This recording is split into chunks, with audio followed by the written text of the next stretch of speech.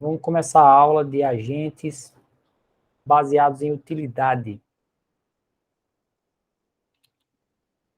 Primeiro eu vou falar sobre o que é essa utilidade no nome, certo? Vou falar de estados do mundo primeiro, para depois explicar a utilidade associada aos estados do mundo. Estado do mundo, como também estado de um programa, estado... Esse nome aparece várias vezes assim na computação e áreas afins. Por exemplo, matemática aplicada. Ela descreve assim, um estado é uma descrição que representa tudo que tem de importante em alguma coisa. O estado de um programa, por exemplo, é todos os valores das variáveis e a posição do código onde ele se encontra. Aproximadamente isso já é o estado do programa. Porque é toda informação relevante para o programa. O estado do mundo descreve como o mundo está dentro das características relevantes para um certo problema. E, por exemplo, a gente está desenvolvendo um agente jogador, que é o caso dos projetos. As posições dos jogadores e a bola descrevem o estado do mundo, mas só isso não, está incompleto aí. Tem que ter o score também, o placar. Então, tudo isso aí descreve o estado do mundo, certo? Posições dos jogadores, a bola e também o placar, né? Se for um agente negociador, o estado do mundo tem a ver com os valores dos investimentos que ele tem no momento e o lucro que ele já obteve historicamente, e talvez também assim a descrição do mercado. Os investimentos dele são uma coisa um pouquinho separada, né? Não é separado, é dentro, mas é diferente do mercado. O mercado é os valores das ações, os valores da taxa de juros, etc. Então, aqui é só para dar uma ideia. Isso aqui são possíveis estados do mundo, dependendo do problema que você quer resolver, do agente que você quer criar, o estado do mundo vai ter informações diferentes. Mas cada estado desse, certo, a gente vai precisar qualificar qual é melhor. No seguinte sentido, é melhor eu ter um valor, vamos falar do futebol, é melhor eu estar posicionado mais para frente no campo, mais para trás, mais junto do adversário ou mais distante, certo? O que é melhor para mim? O que é que eu vejo no futuro como mais promissor? Então, diferentes estados, diferentes situações, variando um pouquinho a posição do jogador, por exemplo. Eu tenho que saber escolher qual é melhor. E é aqui que entra a teoria da utilidade. Ela tenta quantificar o grau de preferência de um agente entre várias opções. Agente aqui, a teoria da utilidade é um ramo da matemática, certo? Então, agente aqui é possivelmente agente, possivelmente pessoas também. Então, na teoria da utilidade, a gente vai quantificar o estado ou a ação. Ela vai estudar essa questão de você usar um número para dizer qual estado é melhor que outro, certo? Então, a gente representa A como se fosse um menor ou igual, meio torto. A menor ou igual que B, quer dizer que o agente prefere o estado A. E esse símbolozinho aqui é como se fosse que os dois estados são equivalentes, são igualmente desejáveis.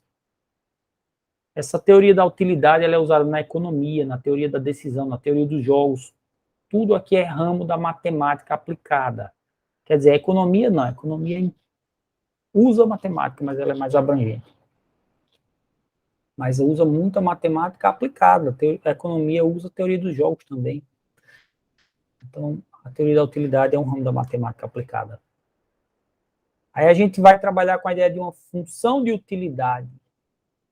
Eu vou usar a notação de função e o nome da função é U, certo? U de S. U que recebe S. É a função de utilidade. Ela recebe um estado S e retorna um número real. Então, ela vai indicar numericamente o grau de preferência do agente, ou o nível de felicidade dele. entre dois estados do mundo, como eu falei, com o jogador mais para frente, ou com o jogador mais recuado, qual é melhor? Eu vou trabalhar com alguma função de utilidade que diga numericamente qual é melhor. É melhor estar perto do adversário ou distante do adversário. Eu vou trabalhar numericamente com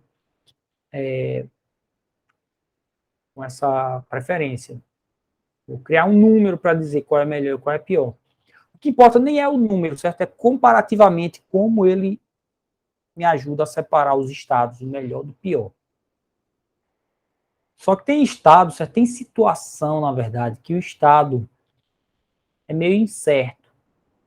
Tem situação em que a teoria da utilidade eu posso calcular uma utilidade também de um resultado de uma ação, e eu não sei o resultado exato de uma ação, se o ambiente for estocástico, ou se o ambiente for não determinístico. Eu não sei exatamente o estado de uma ação. E eu posso querer também aplicar numericamente, calcular numericamente o valor, a utilidade de uma ação. Estou falando de estado aqui e agora estou falando de ação. Então, enfim, pode haver uma incerteza, certo? Do estado que eu vou obter na ação. Por exemplo, pode ser que uma ação gere um conjunto de estados, um conjunto S maiúsculo aqui. Então, eu vou querer calcular a utilidade de conjuntos de estados para essas situações. Aí vai ser o somatório de que eu pego cada estadozinho SI que está dentro desse conjunto, aplico a utilidade desse estado e multiplico pela probabilidade de acontecer esse estado. Vai ser uma média ponderada, é uma soma ponderada, mas como tem probabilidade, a soma dos pesos dá 1, então você não precisa dividir por 1. Isso é basicamente uma média ponderada. Uma média das utilidades dos estados ponderada pela probabilidade. Isso aqui é chamado de valor esperado, ou esperança, ou expectância da função de utilidade. Vocês já devem ter visto esses nomes na probabilidade, na cadeira de probabilidade estatística. A gente multiplica pela probabilidade quando a gente tem vários estados possíveis. É basicamente isso. Depois soma tudo. Então, vamos mostrar uma situação aqui para ilustrar. A Alice tem 3 ações possíveis. Ela pode ir ao clube, ir ao cinema. Vamos usar M para movies, porque senão, usando a primeira letra, daria C e C, né? Então, C para clube, M para movies, cinema. E H para assistir em casa, home. Se a Alice for sozinha, ela teria essas utilidades, de ir sozinha para o clube, para o cinema ou para ficar em casa. Ela gosta mais de ir para o clube aí, né? Assistir filme no cinema ou em casa é meio igual para ela. Isso se ela for sozinha. Mas a utilidade dela depende de 2 outros agentes, Bob e Carol. Se Bob aparecer no clube, quando ela estiver lá, a utilidade dela cai, menos 90. Bob realmente é um cara chato. Se Bob estiver no cinema, pelo menos tem que ficar calado lá e talvez longe. Então a utilidade cai, mas é um pouco só, fica menos 40. Agora, se Carol estiver junto, multiplica por 1,5. Isso é o que a Alice, né, a utilidade dela. A utilidade reflete, assim, a felicidade, certa satisfação dela. Então, ela vai estar 50% mais satisfeita se estiver junto com Carol. Agora, existem probabilidades aqui dela encontrar essas pessoas. Encontrar Bob no clube, 60% de chance. No cinema, 40%. Você poderia estimar isso a partir do passado, né? Historicamente. Quantas vezes ela encontrou Bob no clube, dentre as vezes que ela foi, e quantas encontrou no cinema. E de encontrar Carol é 25% no clube, 75% no cinema. A análise aqui vai assumir que ela não tinha WhatsApp e não combinou com nenhum deles, e era difícil combinar com qualquer um deles, certo? Então a gente pode fazer uma tabela de Carol indo para o cinema ou para o clube ou para o cinema. E de Bob indo para o clube ou para o cinema. Todos esses casos aqui, eu vou dizer qual é a utilidade de Alice, porque tem 3 pessoas, 3 agentes envolvidos. E eu estou assumindo que a Alice também está... Aliás, estou assumindo que a Alice escolhe ir para o cinema. Quando a Alice escolhe ir para o cinema, o fato de Bob estar ou não no cinema afeta a utilidade de Alice. Se ele tiver, ó, cinema não, se é clube, desculpe. Se Alice estiver no clube, o fato de Bob estar ou não no clube afeta a utilidade dela. Caio. Então, ela, normalmente, ir para o clube para ela era 90, né?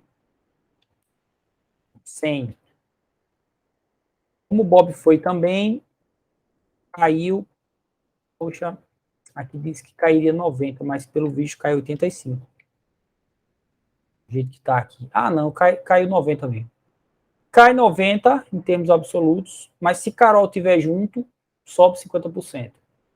Se Carol não foi, cai, só cai 90 e fica em 10 mesmo. Certo? Quando a Alice vai para o cinema sozinha, é 100.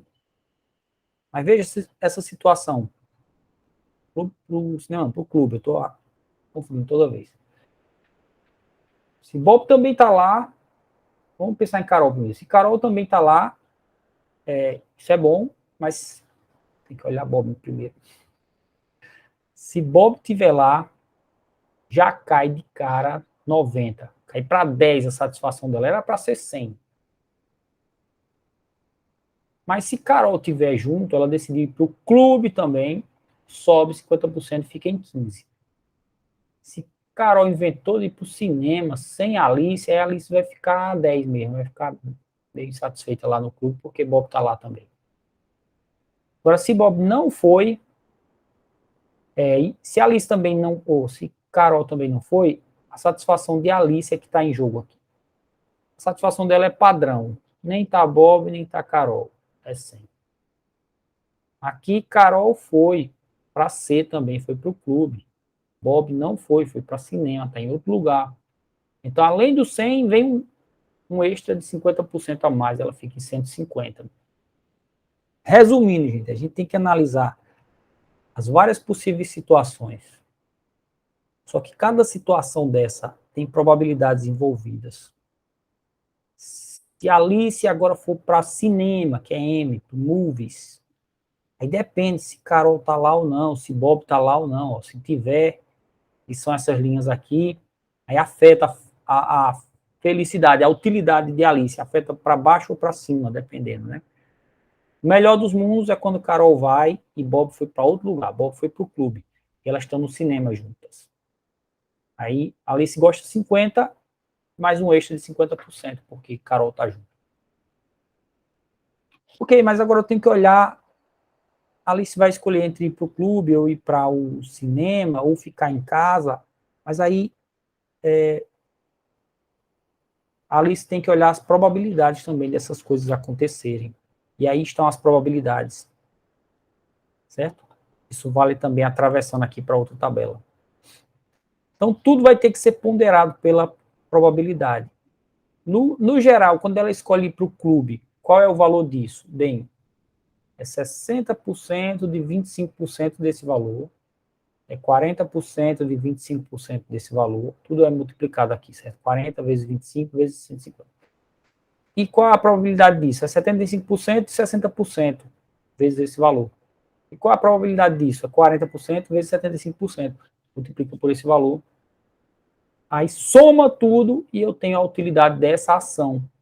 Ali, se ir para o clube, isso vai dar um valor aí. Um valor único que diz qual é a esperança, a expectativa ou a expectância da utilidade dela quando ela vai para o clube. Aqui está calculado, certo? Com essas multiplicações que eu falei. A utilidade dela ir para o clube, naquela situação, é 51,75. Essa é a esperança. É como se fosse uma média. Aqui dela ir para o cinema, 46,75, essa é a esperança, né? Dela ficar em casa, é 50. Então, qual é a escolha mais racional, considerando as probabilidades das coisas acontecerem, não acontecerem e tudo mais? Ela tem 3 opções. Clube, cinema ou ficar em casa. para o clube, o que se espera é uma satisfação, digamos, de 51, e para o cinema de 46, de ficar em casa 50. Bem, é melhor ficar em casa do que ir para o cinema, em média, considerando o valor esperado, considerando as probabilidades envolvidas. Mas ir para o clube é melhor, vale a pena. Mesmo considerando que tem uma chance dela contra a Bob e isso afetar a satisfação dela. Ela vai para o clube, o C. É para isso que serve a utilidade, certo? Para escolher entre estado melhor e estado pior. E principalmente, escolher entre ação melhor e ação pior. Deixa eu ver mais. Então, veja, aqui a gente pode questionar uma coisa. Eu estou usando uma função que tem um valor só para avaliar o que é melhor, o que é pior. Será que isso não é limitado demais, não? Uma função com um valor, monovalorada. Será que aquilo que a gente prefere pode ser modelado por um único valor numérico? Por exemplo, eu posso avaliar se uma coisa é boa ou ruim em termos de quanto isso rende para mim financeiramente, posso avaliar em quanto isso rende para mim em termos de diversão ou em termos de conhecimento. São múltiplos critérios que eu posso avaliar se uma coisa é boa ou ruim. Mas será que a gente pode usar esses múltiplos critérios e reduzir isso a um valor numérico que indica quão preferível aquilo é para mim? Existe um estudo aqui matemático envolvido, certo? Nessa área de teoria da utilidade, que definiu, assim, que comprovou que dentro de certos pressupostos, as preferências podem se reduzir a uma função de um só valor. Certo? A grande questão é como é que as pessoas definem o que é um estado melhor de um estado pior. Vamos trabalhar só com essa relação de estado melhor e estado pior. Esse é o ponto de partida. Então, primeiro, os axiomas que eles formularam foram os seguintes, certo? São propriedades. Assim. E, dados dois estados, eu sempre vou preferir um deles ou dizer que eles são iguais. Todos eles são comparáveis. Então, esse humanamente, certo? Existe uma preferência minha entre, sei lá, caminhar na jaqueira ou ir, não sei, fazer aula de circo. Pode ser situações bem absurdas, assim, bem diversas, mas são situações possíveis, todas elas são comparáveis do ponto de vista de um agente específico. Todas elas eu vou dizer, isso é melhor, isso é pior, isso aqui é igual. Esse é o axioma da completude, que a gente pode comparar quaisquer duas situações. Quaisquer. Transitividade, isso quer dizer que se eu prefiro situação 1 ou situação O1, eu acho melhor do que O2. E a situação O2, na verdade, aqui é meio que invertido, né? O maior não é melhor, não. Ser menor é que é melhor. Então, se eu prefiro O2 em relação a O1, e se eu prefiro O3 em relação a O2, então eu prefiro O3 em relação a O1. Só que a questão é a seguinte, certo? Essa aqui é descartável em relação a essa. Assim, eu descarto essa em favor dessa. E descarto essa segunda em favor da terceira. Então, eu também descarto a primeira em relação à terceira. Certo? Isso basicamente quer dizer que as coisas têm uma escala assim, que é coerente. Então, eu prefiro sorvete de baunilha a morango. E prefiro chocolate a baunilha. Então, eu também prefiro chocolate em relação a morango. Né? Acho que o meu exemplo foi correto. Né? Ela tem essa transitividade, é o nome dessa propriedade. Tem outras aqui, da substitutabilidade, não sei se essa palavra existe assim em português, mas em inglês é mais ou menos isso. Ou substitutibilidade, talvez seja em português algo assim.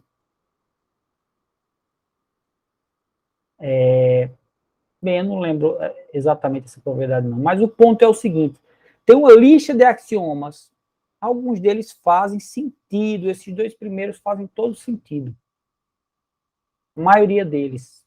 Agora tem alguns que são meio esquisitos, eu confesso. Mas, no fundo, é o seguinte, certo? Se a gente remover algum desses axiomas, isso não parece fazer sentido para o mundo real. Esses mais intuitivos, pelo menos. Alguns ainda são meio esquisitos. Por exemplo, essa da transitividade. Se a gente remover isso, então poderia acontecer uma preferência circular. Eu poderia estar disposto a pagar R$ 1 para sair de S1 para S2. Quer dizer, eu prefiro S2. Isso quer dizer. E estaria disposto a pagar mais R$ 1 para sair de S2 para S3. Isso quer dizer, eu prefiro o estado 3. E eu poderia pagar mais R$ 1 para sair de S3 para o S1. Voltei para o primeiro estado, do S1 para o S2, do S2 para o S3, todos esses é uma ordem de preferência. Eu pagaria R$ 1 para mudar, porque eu não gosto do que estava antes. E do S3 voltar para o S1, então eu ia passar a vida pagando R$ 1 para mudar para o 2 de novo, para o 3 de novo, para o 1, e volta para o 1. Depois 2, 3, ia ficar num círculo, né? Ou num ciclo de preferências. Ou seja, nossa preferência entre estados do mundo não é assim. Eu preciso manter essa propriedade mesmo da transitividade. Tem que estar aí. Faz sentido que as preferências das pessoas sejam transitivas. Faz sentido que seja completa. Eu sempre comparo quaisquer duas situações e digo que uma é melhor que a outra ou que são iguais. Então, essas propriedades têm que estar aí. A maioria delas é intuitiva. Algumas é que você é muito abstrata. Você tem dificuldade de comparar com o mundo real. Mas vamos pensar nas intuitivas. Elas têm que estar aí, faz sentido, todo mundo com racionalidade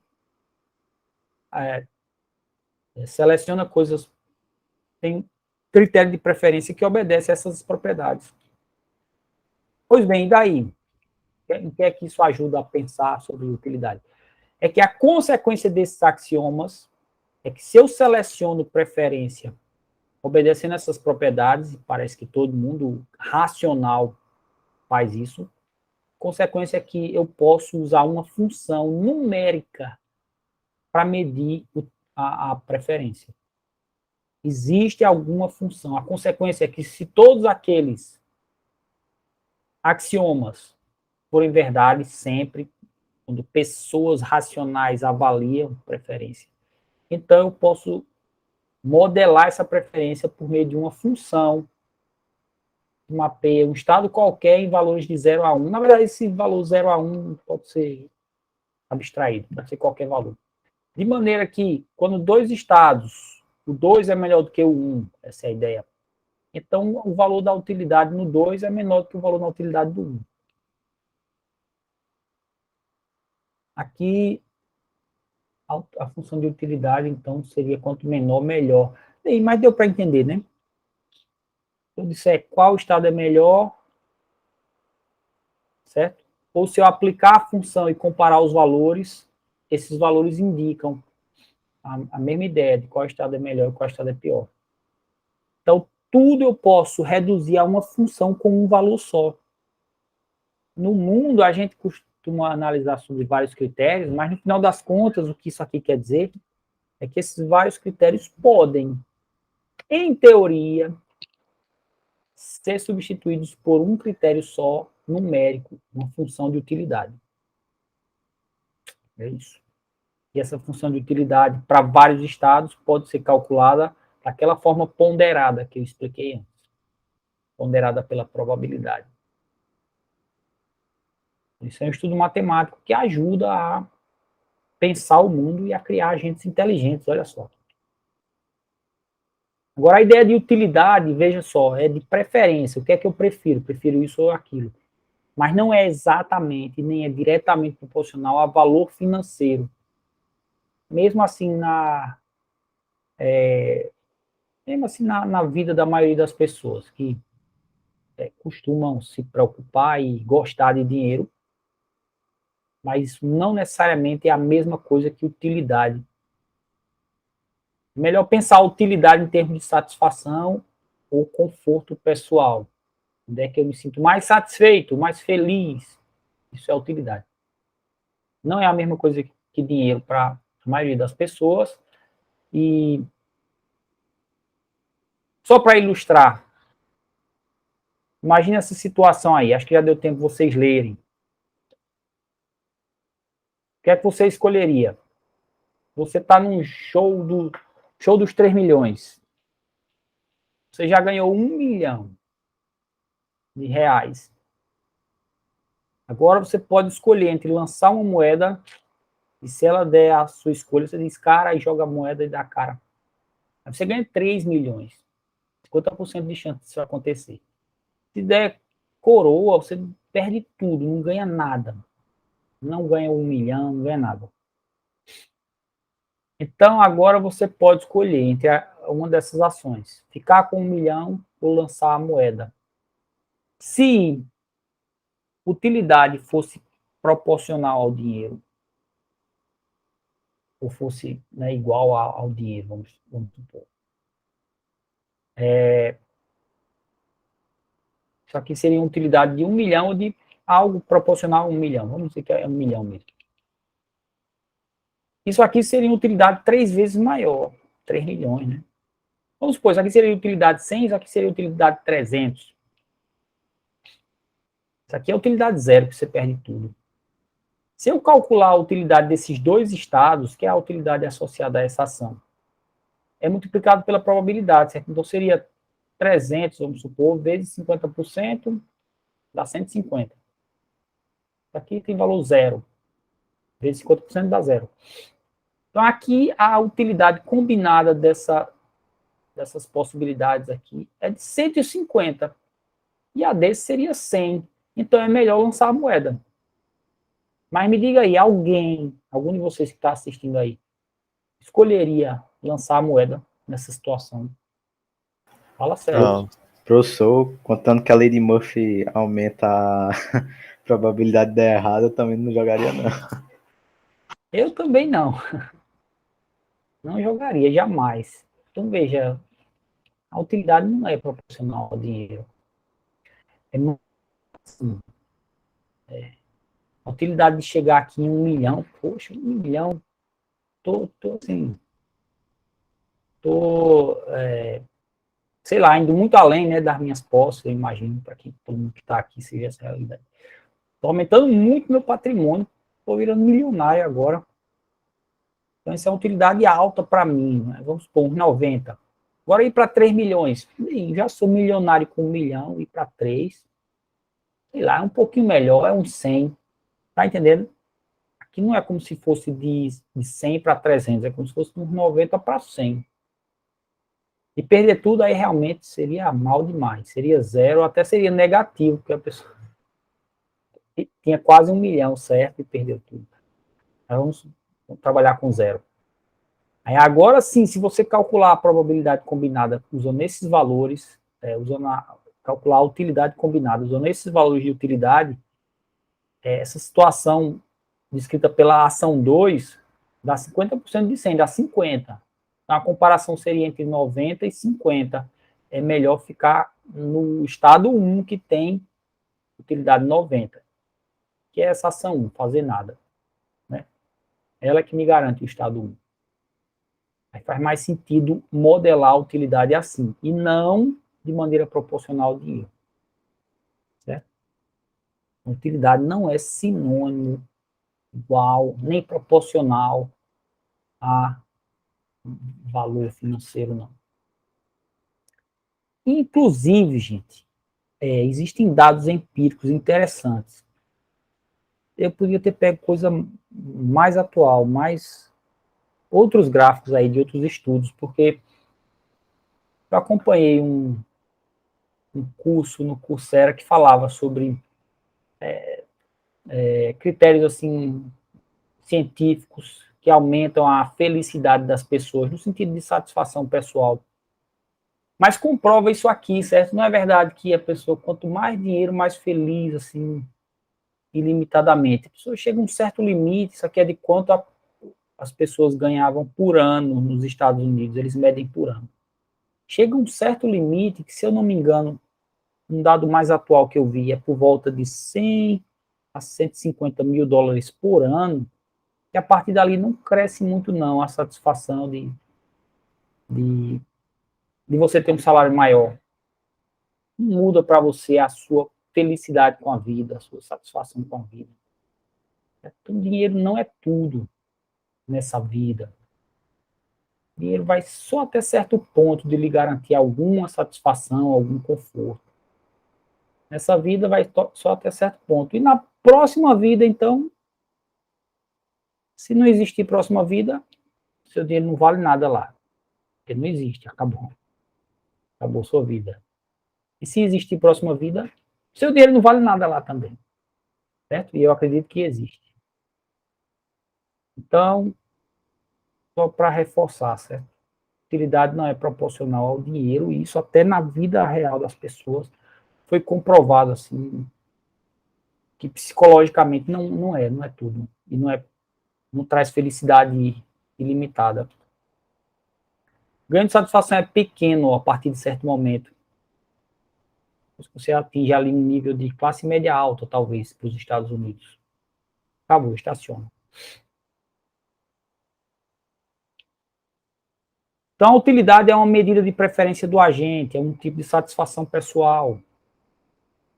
Pode ser modelado por meio de uma função monovalorada, um valor só, dentro de certos pressupostos, né, a teoria da utilidade comprova que trabalhar com uma função só, um critério só, se for uma função bem construída, bem pensada, faz sentido.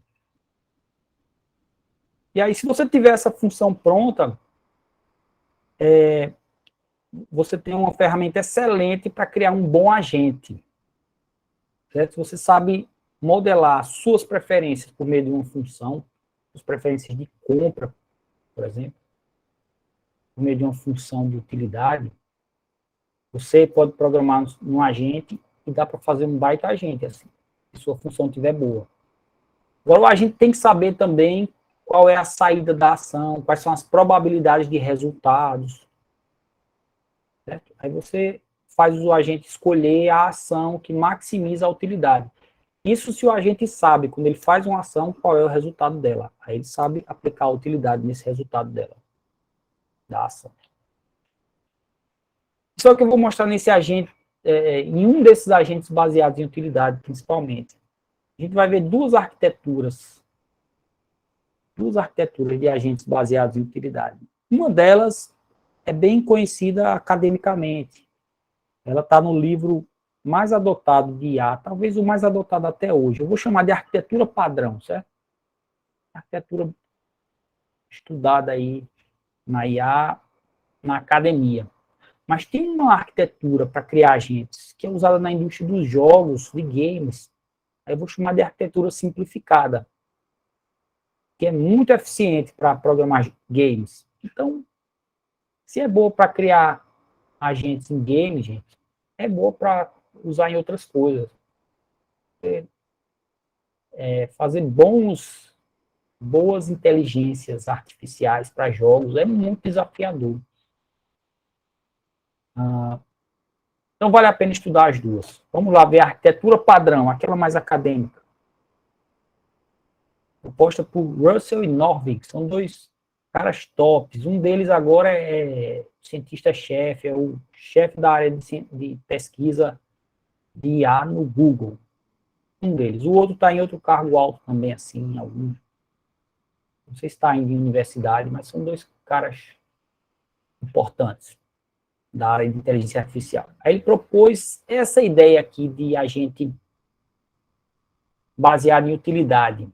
Aqui é o mundo, certo? Com quem ele interage. Em certo sentido, o mundo é uma coisa maior do que o agente, certo? Mas o ponto é, o agente não vê o mundo diretamente.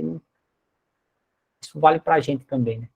Ele percebe o mundo por meio de percepções e atua no mundo por meio de atuadores. É só isso que ele tem para atuar no mundo. Percepções e atua no mundo. Então, em certo sentido, filosoficamente falando, já foi uma discussão na filosofia, ou é até hoje. A gente não conhece o mundo realmente como ele é. A gente conhece percepções do mundo por meio do nosso tato, dos nossos olhos, nossos sentidos, né? Por meio da razão. Essa é uma linha de filosofia que eu acho que é chamada de empirismo. Então, aqui, na hora de construir um agente, a gente é bem nessa filosofia aí. O agente não conhece o mundo de verdade, ele só conhece as percepções que ele tem sobre o mundo. Se os sensores dele forem bons, ele tem uma boa ideia do que é o mundo. Se forem ruins, ele tem uma ideia ruim do que é o mundo. Por isso que para construir, por exemplo, carros inteligentes, tem que ter sensores muito bons e muitos sensores de muitos tipos, talvez, para poder fazer um bom carro inteligente. Senão, essa tecnologia não vai longe. E tem que ter um bom processamento também desses dados, certo? Mas vamos lá, o que é um agente baseado em utilidade da arquitetura padrão? Ele recebe percepções do mundo, usando seus sensores, pensando bem como um robô, né? Seriam sensores físicos mesmo. Aí ele mede distância, cor, imagem, etc. Se for o agente jogador de futebol, vocês recebem como percepções todos os dados do campo, todas as posições de jogadores, a posição da bola, tudo isso chega para vocês como percepções via Player Commander. O Player Commander é a interface que está aqui no meio para lhe dar as percepções e para você fazer ações por meio dele. O que é que a gente faz com essas percepções? Ele tem que saber, ele tem que disso aí extrair como é que o mundo está agora. No caso da biblioteca lá, Easy Commander, ele já dá isso pronto para você. Ele já diz como é que o mundo está agora. As percepções são prontas. Aí você vê como é que estava o estado na sua cabeça, na sua memória, atualiza esse estado. Né? Sobre como, com base em como o mundo está agora, você atualiza. Você vai olhar também como é que o mundo evolui, e o que minhas ações fazem. Com base no seu conhecimento em como o mundo evolui, o que minhas ações fazem, aí você vai cogitar assim, o que vai acontecer se eu fizer uma ação A, ou uma ação B, ou uma ação C? Se eu correr, eu vou parar em qual ponto do campo, por exemplo? E aí você calcula a utilidade de aplicar essa ação. Se eu correr para tal direção, eu vou estar quão feliz eu estarei nesse estado. Aí avalia a utilidade. Com base nisso, você decide qual ação eu faço. Aqui você vai considerar várias ações, certo? A, B, C, D. Ver quão feliz você fica com cada uma delas e escolhe a melhor. Simplesmente. E aí você envia isso para ser executado nos seus atuadores. Você envia isso para o Player Commander, por exemplo. Eu fiz um pseudocódigo que eu achei bem melhor do que esse diagrama aqui. Ele tem muita seta e está confuso. O pseudocódigo fica mais simples. Ó. É assim, você pega a próxima percepção, você tem agora um dado de percepção. Esse dado pode ser meio bruto ainda. Pode ter só distâncias e tal. Aí você, com base em outras coisas que você tinha guardado na sua memória, você pode atualizar o estado do ambiente mais detalhado. De maneira que agora você calcula e sabe onde é que estão os agentes. Num futebol real com robô, ele ia saber aproximadamente onde estão os outros jogadores. Aproximadamente, porque os sensores dele podem não apontar para trás, por exemplo, para as costas dele. Aí ele não sabe como é que está para trás, mas sabe para frente. Pode ter falha também nos valores. Mas ele atualiza e sabe, ele tem uma estimativa de onde está cada jogador do campo. Aí agora ele vai ver as ações possíveis. Eu posso correr, posso ficar parado. Pode ser ações de alto nível também, certo? Eu posso fazer uma ação de defesa, de ataque, de posicionamento de ataque, de correr com bola, sei lá. Para cada ação ele vai simular o que é que acontece com o mundo se eu fizer essa ação. Como é que o campo vai ficar? Vai ficar favorável para o meu time ou não? Mas, enfim, como ele vai ficar? Os posicionamentos no campo vão ficar assim, de tal forma. Ele vai ter que pensar também no que os outros jogadores fariam nessa decisão dele. E aí é um lado difícil de saber. Mas ele vai ter que estimar isso. E aí ele avalia esse estado com base na utilidade, na função de utilidade.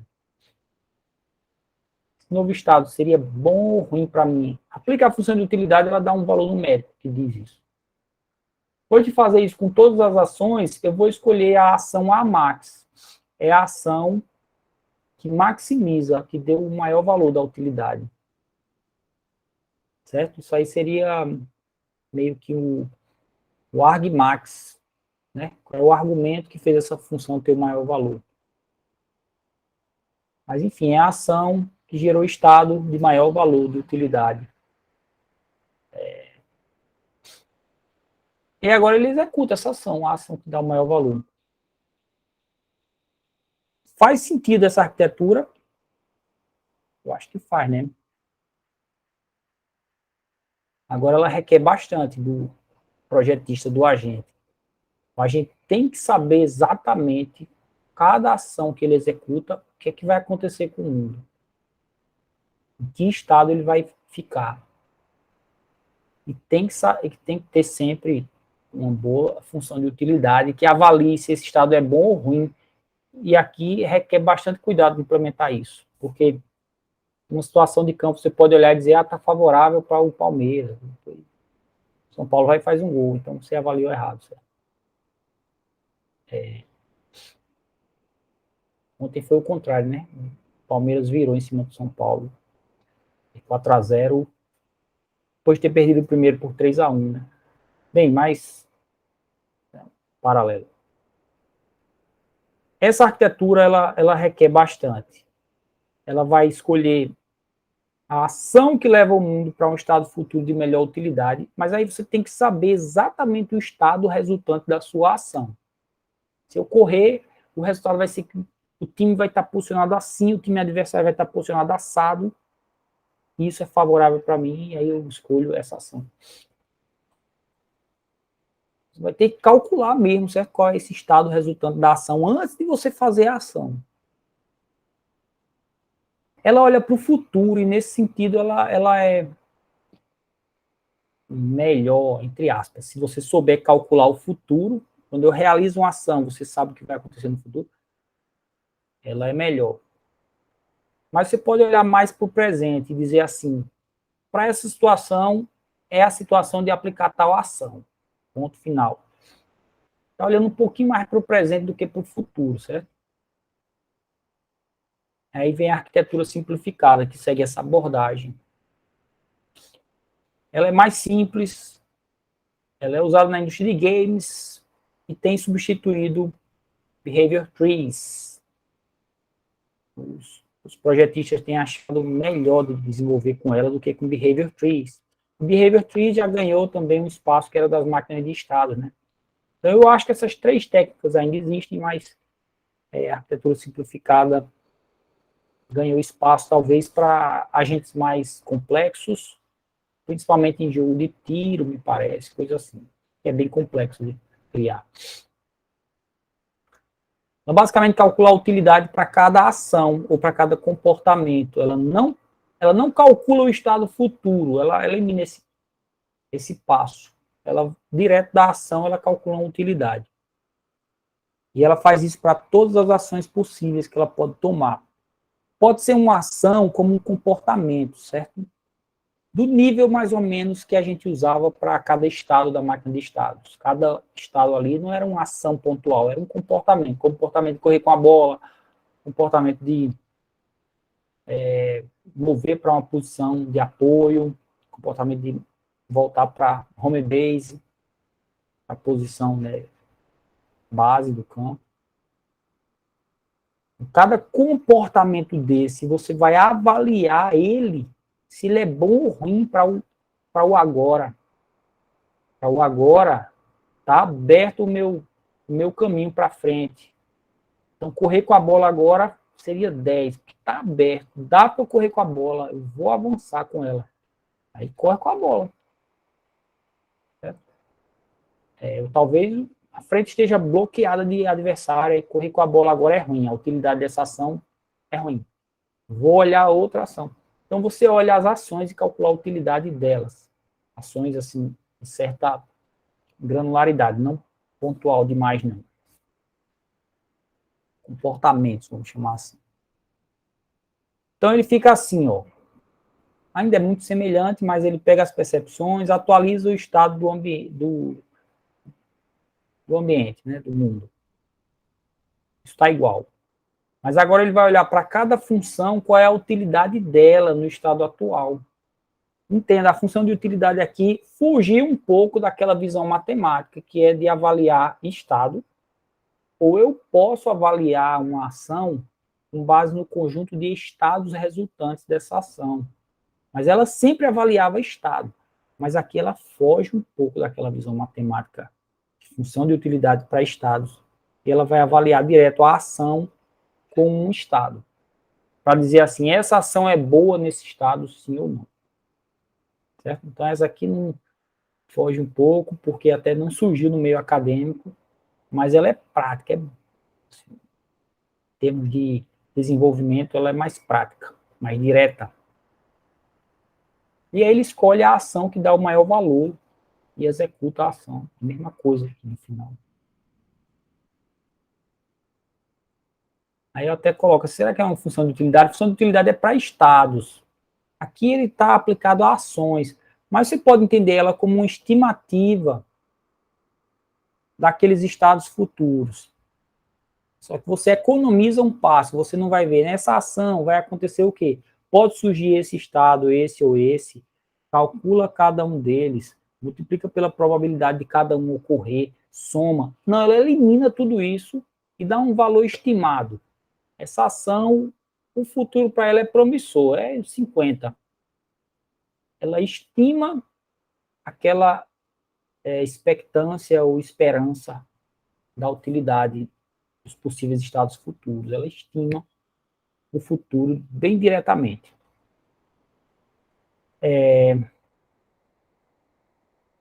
Aí, veja, o grande trabalho vai ser criar essa função de utilidade, mas você vai ter que trabalhar muito nela para isso dar certo. E cada ação vai ter sua função de utilidade que avalie quão boa é aquela ação.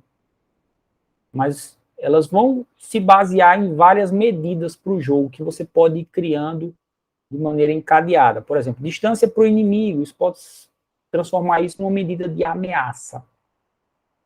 Ou quanto de munição você tem, isso você pode transformar isso numa medida de necessidade de recarga. Tenta transformar tudo em escala 0 a 1, mais fácil de trabalhar. Quanto de health, de life você tem, nível de saúde, isso vai tirar uma medida de necessidade de recuperar. Talvez você queira usar outra coisa além do nível de saúde. Tipo assim, se ele tiver com a saúde baixa, mas está num lugar bem protegido, a necessidade de recuperar não é alta, não. Mas se tiver com a saúde baixa, no meio de inimigos, tiroteio e tal, aí a necessidade de recuperar dele aumenta, é maior. Então, você converte isso em uma medida de necessidade de recuperar, e a quantidade de inimigos também ajuda a colaborar com essa necessidade de recuperar.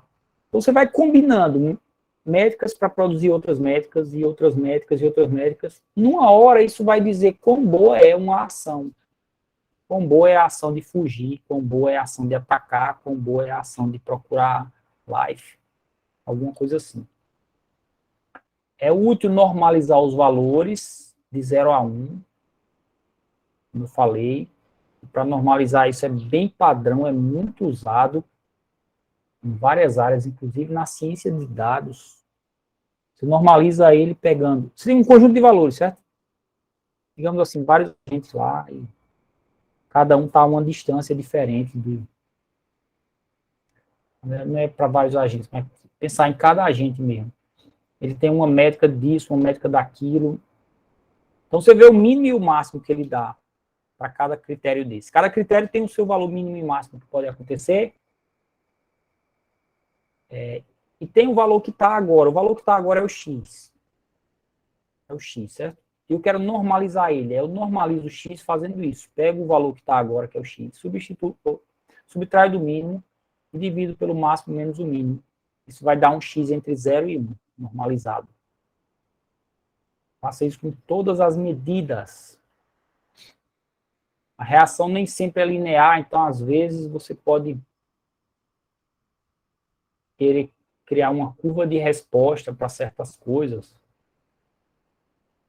E tem até um outro exemplo, que fora o dinheiro também não é linear. A satisfação em comer pizza. Você come uma fatia, a satisfação é lá em cima. A segunda já reduziu um pouco. A terceira e a quarta pode até cair, porque você começa a passar mal até, né? Não é proporcional, ele não é linear. Algumas vezes você pode precisar, então, aplicar uma curva de resposta. E não é só fazer um cálculo linear, de multiplicar por um peso, somar, por exemplo. Você aplica uma curva de resposta que reduz. Quando é que isso acontece? Talvez assim, quanto menor o life, maior a necessidade de recuperar. Não, talvez quando ele está assim, até vamos supor, à medida que o seu life vai caindo. Ir para cá é caindo, certo? O life. À medida que está caindo, sua necessidade de recuperar está estável. Começa a subir um pouquinho, mas quando fica abaixo de 20, digamos, aí ela dá um pico. Então a sua curva de resposta talvez tenha que ser assim, um negócio meio que exponencial invertido, assim. Para a necessidade de recuperar. Existem curvas de resposta aqui que você pode usar, certo? Por exemplo, a distância versus a ansiedade. Isso aqui foi um exemplo que eu peguei de uma palestra sobre esse assunto. Distância versus ansiedade do agente. Para calcular a ansiedade dele, e depois da ansiedade você calcula outras coisas, se quiser. Então, você pode aplicar uma curva de resposta linear, exponencial, logística. Distância deve ser distância em relação a algum agente, não sei. A distância vai aumentando, a ansiedade pode ir caindo assim, ó, de maneira exponencial. Ou pode cair de maneira binária, certo? Ela cai de repente. Ele está a mais de 30 metros, pronto, estou tranquilo. Está a menos de 30 metros, opa, e dá um pico de ansiedade repentino. Ou pode ser essa aqui, que é interessante, a logística, usada no machine learning. Isso aqui seria o linear, né? A curva de resposta é outro recurso interessante que a indústria de jogos usa, tá? Por exemplo, à medida que a saúde diminui, a urgência para curar, né, aumenta, para ir procurar um kit médico, algo assim. Então, quando vai diminuindo, ela aumenta de repente, ó, certo? A importância de procurar cura aumenta repentinamente a partir de certo nível. Quando cai pouco, você ainda não está muito interessado em procurar cura, mas caiu demais, aí aumenta repentinamente. Então é bom usar uma curva de resposta, alguma dessas duas aqui, né? Eu gosto especialmente dessa logística, ó, essa vermelha. Outro exemplo, à medida que a munição diminui, a urgência para recarregar aumenta. Então, também não é linear, não. Quando ela cai muito, é que você fica louco para recarregar. Mas cai um pouquinho, está na metade, não, ainda está ok. Agora começou a ficar abaixo da metade, opa, preciso procurar. Estou no último cartucho, últimas 10 balas, aí você agora está louco para procurar. O negócio aumenta muito aqui, ó, a sua urgência para recarregar. Então você tem que transformar tudo em medida matemática. Aplicar umas funções dessa de resposta também seria interessante, tá? A gente pode até ver aí uns recursos de como fazer isso, para discutir e ajudar vocês como implementar nisso, eu posso fazer. E aí você vai combinar tudo isso para criar uma função de utilidade para cada ação. Como é que você escolhe a próxima ação, certo? A ideia é sempre escolher a melhor, mas na indústria dos jogos, nem sempre ele escolhe a melhor, certo? Ele pode escolher a ação de maior utilidade, que é melhor, ou pode fazer uma escolha aleatória, ponderada pelas utilidades. Escolha aleatória entre as N melhores. Existem diferentes opções. Porque isso aqui é a indústria de jogos, mas para a gente faz sentido isso, ó. Escolher a ação de maior utilidade. Se você quiser, você pode até alternar ali entre a primeira e a segunda de maior utilidade, só para explorar possibilidades. Aí, digamos, com 90% de chance ele faz a melhor, mas com 10% ele faz a segunda melhor. Pode fazer algo assim, para dar a chance do seu time explorar um pouco algumas possibilidades. Senão ele vai jogar sempre do mesmo jeito, né? Então aqui tem algum vídeo, mas não, sei se vai dar para entender bem. Deixa eu ver aqui esse vídeo. Mas o vídeo vai mostrar assim, é muito simples esse vídeo. Vai dar para entender totalmente. É de um cara que está projetando tipo, um personagem de um game. Pode depois ver com calma. Olha aí, é basicamente o seguinte, ele aproxima esse personagem para avaliar esse outro aqui mais escuro. Eu acho que é isso. E tem 4 comportamentos aqui. Mover para o alvo, necessidade de recuperar a saúde, né, de cura, jogar magia ou fugir. Tem 4 comportamentos. E quanto maior aqui, eu acho que maior é a utilidade. E aí é isso que ele vai fazer, o que tiver com maior utilidade. Porque à medida que ele aproxima um do outro aqui, isso aí vai mudando. E eu acho que esses comportamentos descrevem o de preto, certo? Mas não sei, deixa eu ver aqui e relembrar esse vídeo. Aqui o de branco se afastou, aí o de preto agora está achando importante, quanto menor, melhor. Ele achou importante mover para o alvo, deixa eu ver se foi isso. O de branco se afastou, ele queria... Deixa eu tentar entender essas barras aqui. Porque eu acho que ele não está com esses comportamentos totalmente implementados, mas a ideia é que esse branco está se afastando, aí o preto está, mover para o alvo é a ação com a menor utilidade, é o que ele faz. Agora ele está parado, ele deveria jogar uma magia, Casting Spell. Agora ele está sendo perseguido, ele está com Runaway, certo? Ó, veja que enquanto ele estava sendo perseguido, o Runaway era o menor aqui. Menor é o mais importante no caso. Agora ele está parado e está próximo, aí ele vai fazer um Cast Spell, que é jogar uma magia, é o que está menor aqui. Então tem que estar a uma distância adequada para ele jogar esse comando. Então o que acontece? Toda vez que muda a distância para o adversário, a posição, não sei o que, aí vai mudando aqui os valores dele realizar uma ação ou outra. Então é uma maneira que eu particularmente acho interessante de trabalhar e deu resultado na indústria dos jogos, que é você transformar em números a situação do mundo e a utilidade de cada ação. Certo? Basicamente é isso. Eu vou passar aqui rapidamente pelos slides que faltam, mas a ideia já foi ilustrada bem. Ó, você pode fazer uma coisa que vai progressivamente combinando medidas. O número de aliados com a força dos aliados. Aí eu crio uma medida de força da aliança, aqui, força dos aliados. Aí eu calculo outra medida aqui, que é força dos inimigos. Combino as duas, isso vai dar uma medida que é a taxa de ameaça. Aí a proximidade da base eu combino com a taxa de ameaça e crio uma medida de urgência. Aí eu combino aqui mais outras medidas que dá a moral do time. Isso é mais para jogos, que você implementa moral para ele estar desanimado ou animado. Unindo a urgência com a moral, eu posso criar uma medida de retreat, uma medida de recuar, né, tipo para um exército recuar. Então, você vai combinando progressivamente as medidas até que tem uma medida que descreve uma ação, quão boa e quão ruim essa uma ação é. Tento deixar todas as medidas na escala de 0 a 1, certo? E aí, como é que você escolhe a ação? Calcula as medidas de todas as ações, escolhe a melhor. Melhor pode ser menor ou maior, você que define esse aspecto aí.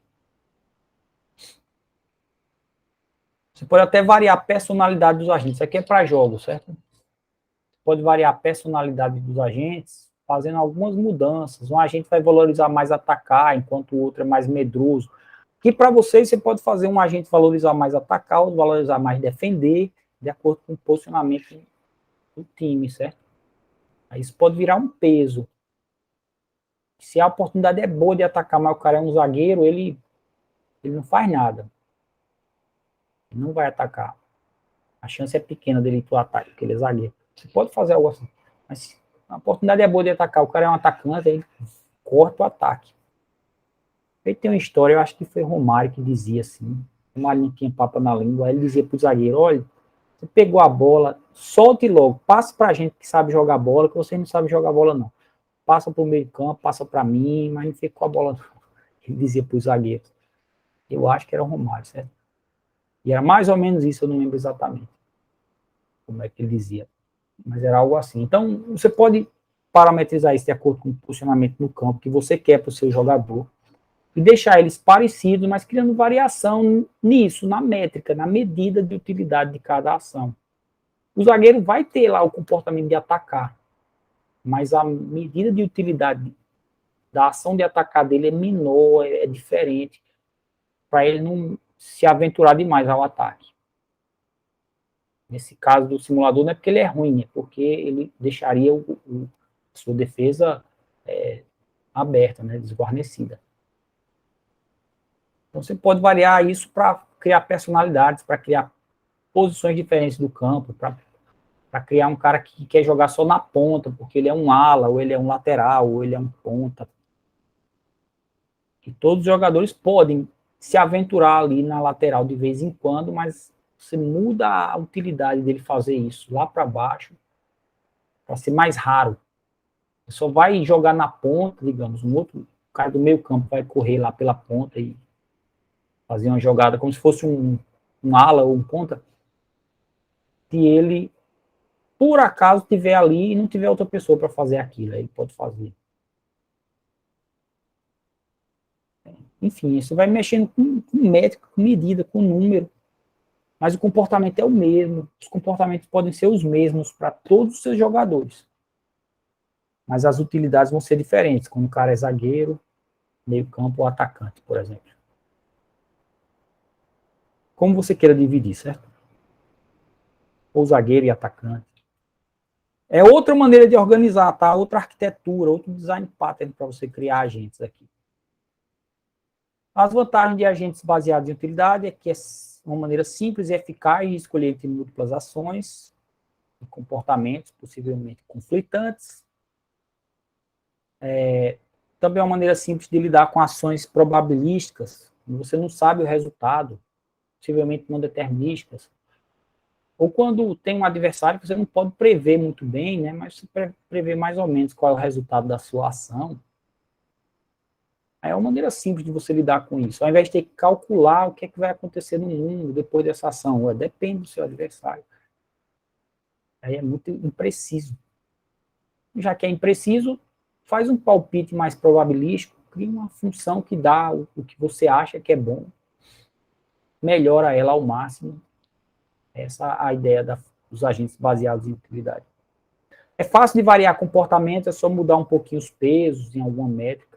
Você cria personalidades, ajusta dificuldades, ajusta posicionamento em campo, comportamento dentro de campo também. É simples conceitualmente, é mais fácil de estender, de aumentar do que Behavior Tree. Você pode estar sempre colocando novos comportamentos, mas com funções de utilidade particulares, sem mexer nos outros, certo?